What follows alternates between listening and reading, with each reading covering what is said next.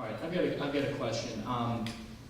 Regarding the sort of action you can take against genocide, how do you not take a reactive sort of like how can you take action without being reactive? Like what signs do you have to look for in order to I guess catch it before it happens? Preemptive. Yes. Am I wired? Mm-hmm. Yeah, I wanted to say a word about this before I decided I would reserve it for now, I suppose. Not that I prompted you for this question. You promised I didn't plant you. It worries me very much to think about, because I talked about the intersection of totalitarian regime and exterminationist tactics. It disturbs me very much to think that something that's been a nightmare since I was a kid, an apocalyptic government getting hold of an apocalyptic weapon, is in our immediate future, perhaps twice. One with the Iranian supreme leader theocracy, and the other with the North Korean dear leader theocracy. Both of these are imminent. In the North Korean case, it's already happened. They do have possession of weapons of mass destruction. And this was allowed just to happen with us watching as passive spectators. Concerns me very much. Even if they only want these weapons for intimidation purposes, for strategic ambiguity, to blackmail, which is actually my suspicion. It nonetheless means that by acquiring them, they've negated international law, especially with Iran. They signed solemn undertakings with the UN, with the European Union, with the International Atomic Energy Authority, with a number of other negotiating partners, swearing that they weren't using their nuclear facilities for weapons purposes. If that turns out to have been a lie, which I think it has done, it means international law has been totally negated. And it means, furthermore, that from then on, we have to make nice to this regime. We have to be polite to it. We have to say, okay, now we live partly in your world.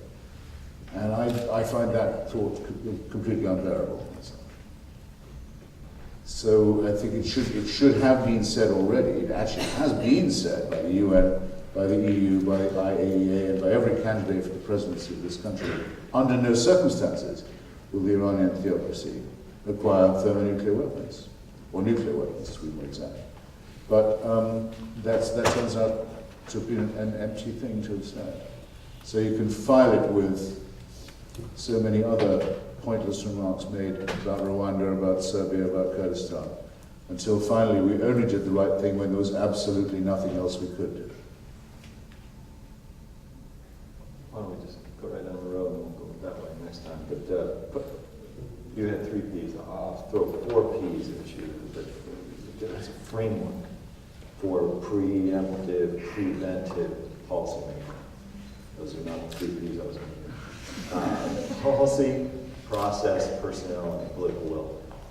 You got to get the policy right. In other words, you got to seed the existing national security strategy and all the other elements of the infrastructure of our foreign policy deliberation, the basis of our foreign policy deliberation with statements and pronouncements, at least in words, and then have to be, of course, followed by deeds through the other 3 Ps, saying that preventing genocide, preventing human rights crimes, large-scale human rights crimes is in the national interest of the United States. And we're seeing that. We saw that beginning in the last couple of years of the Bush administration. We're seeing it intensify during this administration.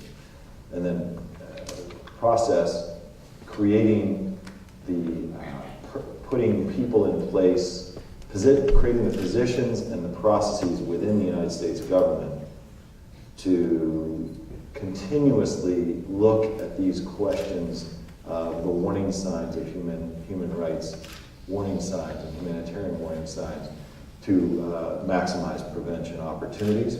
So you have to have those processes in place, meeting on a regular basis in the context of interagency working groups, just as you do on individual countries like Iran or North Korea. And I worked in the National Security Council and realized that policy can be driven or not by virtue of how you organize internally government strategy. And so the processes are important. Then there is personnel. I mean, you can have all the wonderful policy in the world and set up these fantastic processes, but if you name someone who doesn't get it, or someone who's not willing to be an upstander in the context of their position, then you're up the creek without the proverbial paddle. And Sudan is the perfect example. We have the policy is right now, roughly, as stated publicly by the President, by the Secretary of State and others, but the personnel, the envoy that Obama chose, in the form of his two-star general, Scott Gratian, has gone off the rails, which undermines the ability of the United States to take effective action. So policy, process, personnel, and then political will, all the things Mark just talked about. Unless there is the civil society component, unless there is the popular demand, at least congressional district by congressional district, like you said very effectively, in which small groups of people magnify their voices through the new opportunities for organizing through social media, through the new media and other ways we can do it, and have an impact, as we saw in this last few minutes. There has to be that ongoing effort, the permanent constituency instead of the ad hoc. So if you have those elements together, which are not unreasonable advances on current practice, I think we would be in a much better position, case by case, to be able to respond. But Mr. P, if you don't mind, your P's are slightly soft P's. Excellent P's, to be sure. So, the P's I'm referring to are the ones that are actually in the Genocide Convention, which say prevention or punishment. If you feel it coming or you see it coming, you're mandated, if you're a signatory, you're mandated to take action to prevent it. And if you can't get there in time, or if you're slow on the uptake or the draw, you have to punish it.